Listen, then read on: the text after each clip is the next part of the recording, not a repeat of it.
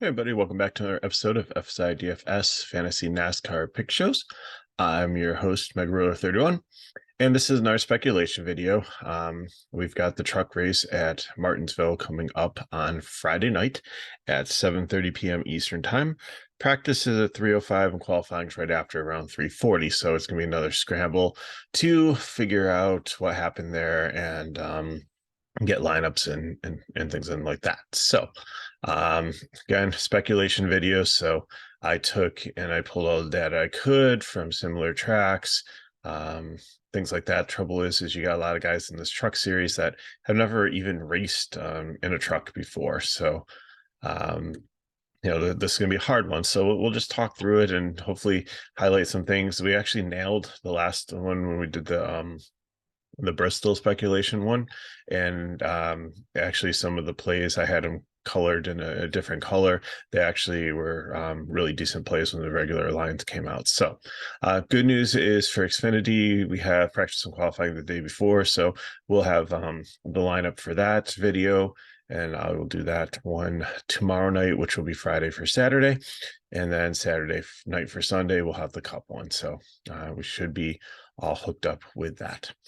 So this is going to be at Martinsville. That's why I have the paperclip next to me. It's one of the shortest tracks in NASCAR. It's shaped like a paperclip. And there are 200 laps in this truck race. So lots of fast laps and lots of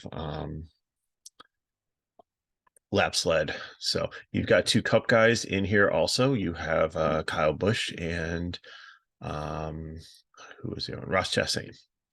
So let's just go through this here. And again, the projections are like, this is all based on a formula that I use just to try to figure everything out. So none of this is completely accurate, but again, we're just going to talk through it and see. So should all the metrics line up, Zane Smith should get the pole. He has run pretty well at Martinsville. Ninth average running position, fourth average running position the last two races. The other race I threw in was Bristol 22, and the only thing that they have kind of have close, besides like Bristol is a short track for like dirt, but I'm not going to use that from last week because that was just a disaster. But Vegas, which is, it's more like a mile and a half track, but still it's kind of the shortest thing that we have on pavement to compare for this year. So Zane Smith is in good form. He's actually won once at Martinsville here in 3 races, and I think he's hopefully the front runner for the title. So I really like him here. So I'd cash, and again, I don't have any prime plays marked because I don't have the lineup, but I might lean towards him being a prime play no matter where he starts, because I think he has the ability to get out there, lead laps, and finish strong and have a good race. And he's led 140 laps, or 23%, the second highest lap led percentage at this track among these drivers here, only second to Kyle Busch. Corey Heim coming second. He said decent recent form, finished in average position with like 12th in these, but he finished 11th here in one race in 21, and he's been a decent form. So if he can keep the truck clean, I think he'll be good. Ben Rhodes, lots of experience here, 12 races started, 4 top 5s, has yet to win this one. I think it's one thing that always run well here, just never has gotten to the top. He's led a bunch of laps, 224, so definitely consider him in cash also. And again, it's all going to depend on his starting position. Then Kyle Busch, you're going to have to make a decision here. I think he usually goes out and dominates these races. 5th average running position. He's got 2 wins here in trucks. He's led over almost 600 laps. Like, he just does so well. Did really well at the Vegas race this year. So he's probably going to score the highest amount of points, but it's at 13K. Like, it's just such a huge amount of your salary. So I think ideally you'd probably want to try to get like Busch and Zane Smith in, or you want to kind of do this in waves here, where if like Kyle Busch is up there, but you think somebody could take the lead later on in the race, then, you know, put them as your second dominator. So you want at least 2 or 3 dominators here, and then filling in with value over place differential. But if there's somebody that screws up in qualifying or blows a tire or something, say, you know, Ben Rhodes qualifies like 28th, and obviously, you know, you're going to put him in your lineup. And if you can't get Zane Smith in, then that's fine. But there's been times before where I've tried to figure out, like, mathematically, if I don't take Kyle Busch, you know, if I'm playing Kyle Busch and another guy, but, you know, at 1,300 there, so your Kyle Busch and a 7K guy is about the same as playing like 2 9K guys. So, you know, do I feel like maybe the 2 9K guys can outscore Kyle and the 7K guy I'm pairing them with? So looking at them like 2v2 there, there's also been many times where I faded Busch. There's been times where I've split my cash, where I played a Kyle Busch line and I played a non-Kyle Busch line also. So again, we'll just have to see what's going to happen. He always has a strong truck. He always runs really well here, and in anytime he's in these truck races. So Stuart Friesen, probably another cash play here, another one that hasn't won but has had success. Hasn't led as many laps as like Rhodes and Zane Smith, but, you know, definitely should still be in play. We'll just have to see where he qualifies. Christian Eckes, the same thing. One top 5 in 4 races, average finish of 10th. Looks good there. Enfinger, another one. He actually does have a win here. So, you know, these guys are all like real similar with like Friesen, Eckes, and Enfinger. So again, it's going to be on pricing. It's going to be based on, you know, if place differential, if there is some to take there, and how they looked in practice and in qualifying. Matt Crafton, 39 races here, lots of experience, 2 wins, 11 top 10s. I mean, dominant this track, and at 8,900, I think definitely, you know, another play to look at to start your lineup. So, you know, if I had to pick 3 to start with, I'd probably go Zane Smith, Kyle Busch, and Crafton, and then fill in with value. But again, we'll have to see. Majeski at 10-2 here is like ran really well at Bristol, did okay here in the one race. He finished 11th, didn't lead any laps or anything. And at 10-2, I mean, that's gonna be hard to get into your lineup. So I got him as a GPP. It's like Zane Smith, I think, can get up there and actually win the race and lead laps. Majeski, I don't know. Again, it was only one race, as a small sample size. Hocevar, nice to see him get his first win at 93. I think he's definitely in consideration. Runs well here. Has actually had 3 races at this track. Average finish 14th. So no top 10s, but, you know, in his current form, all depends on how, again, he looks in practice and qualifying. This next block here of Ankrum, Gray, DiVendetto, and Purdy, I think are like all GPPs. I mean, Purdy was horrible in his first race here, but bounced back for an 18th overall finish. So I think his numbers are down a little bit just because of that one really bad start in 21 here. But the rest of these guys are all pretty similar. And Tanner Gray was like a 19th average running position, but the year before was 13. So their average finishes are all like anywhere 14 to 18. So the equipment should be decent. Again, it all depends on where they start and how they look in practice. So none of them, I think, will jump out as a cash play, but I think they're, you know, all of them player proof. Nicholas Sanchez has looked really good. He dominated the race before the dirt race. And, you know, it was just at the end, it was just unfortunate that he couldn't get the victory there, and, you know, just got into another truck. They were racing hard and they both wanted it, and Hocevar ended up winning that one. So that was at Texas. But I mean, there's that guy. He had a dominant truck out there, and he's looked good this season too. So I think he's definitely playing cash, even though he doesn't have much experience here. I think he could be one to definitely look at if his current form continues. Jake Garcia, same thing. He's a lesser version of Sanchez, but another highly talented young driver in this series that's going to be making noise and could go out there and dominate also. Connor Jones in this Thor Sport truck, it's a decent truck, and it doesn't have a ton of experience, but at 4.8, like I don't understand the pricing on this. So I think that he definitely could be a cash play no matter where he starts, just at the price point, to try to get Kyle Busch and some of the other ones in a Thor Sports truck. I've seen worse drivers out there, and again, not a ton of data, but everything, just looking at some other things that he's driven on, like short track, it seems about like 18th is his.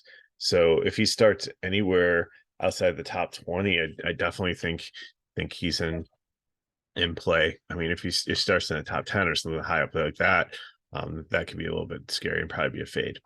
Haley Deegan's been in good form recently. She's had a couple of really good finishes at 6,800 in this truck. She hasn't done great here. Good at Bristol, 14th overall running position, but here she's 20th and 30th, 22nd overall, or 19th actually finish. So, but again, I think she's really trying to move forward here. And I think that, again, it all depends on how she looks at practice and qualifying, but I think she has another clean day, and I think that she'll probably be a cash play. Caruth, I think there'll be a fade here. He just looked absolutely horrible at these types of tracks in Xfinity and in trucks. So again, when everything comes out, he might be a great play, a smash play. He might be starting dead last, and at that point. But if he starts in the top 20, I'm probably gonna fade him. Ross Chastain, 11K. I think he's another pivot off of Busch. I wouldn't try to play Busch and Chastain in the same lineup, although I think a lot of people do the name recognition. Chastain just hasn't had as much success in the truck series this year as some of the others have.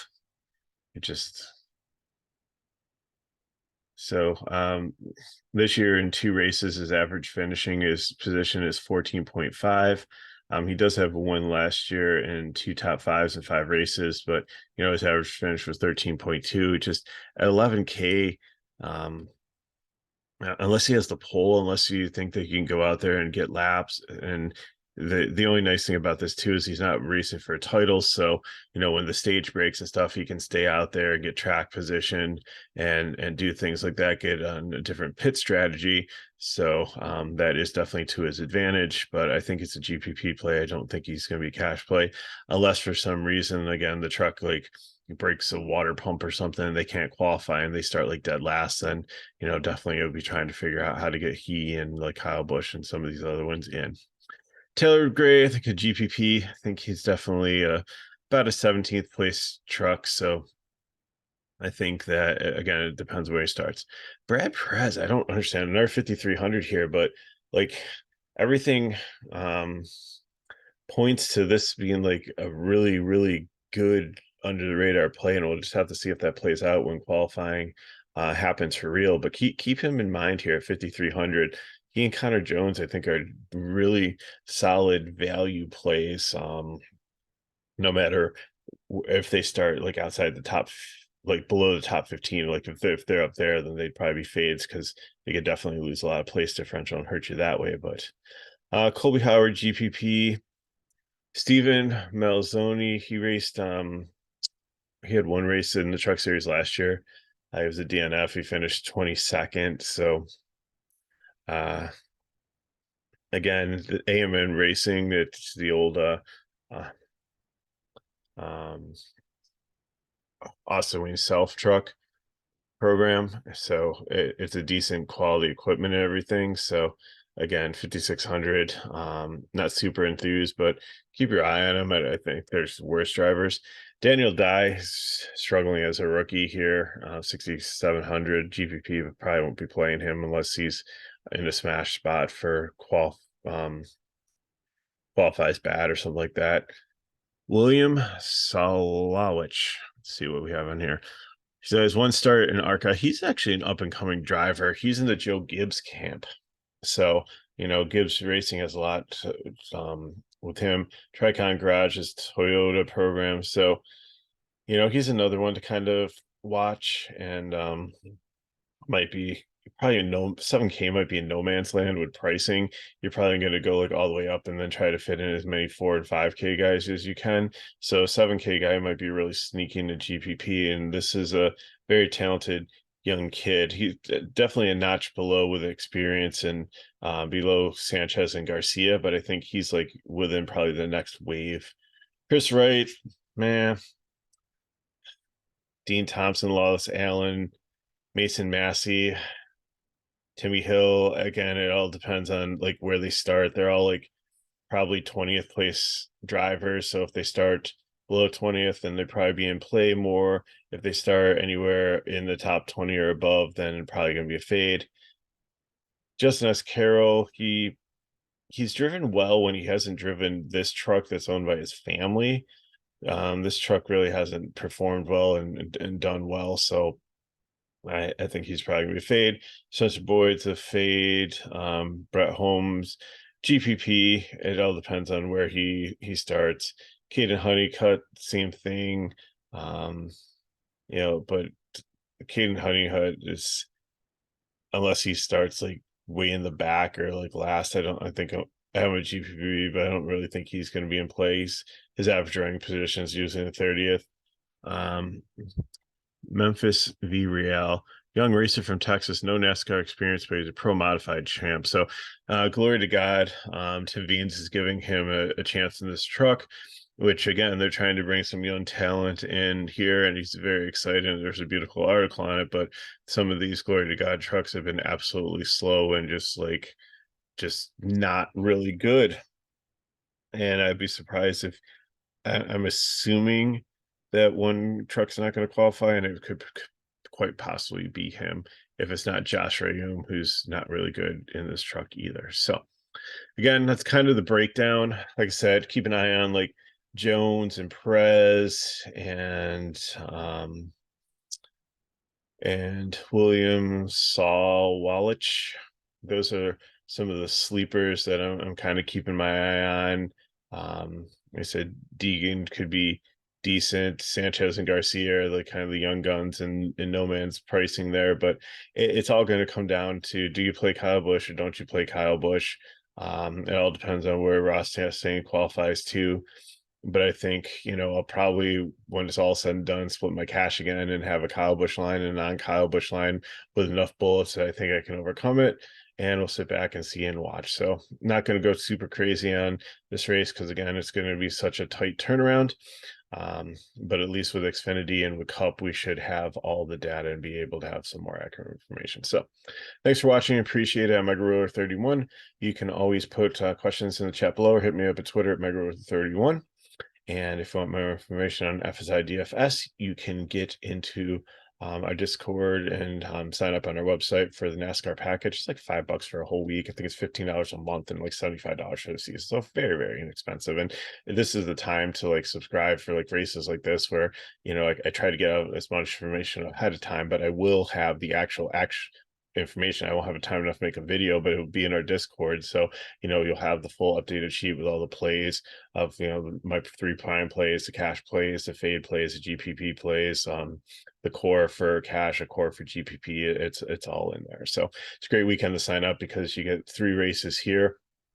And, for the whole Martinsville. So it's not that bad of a deal.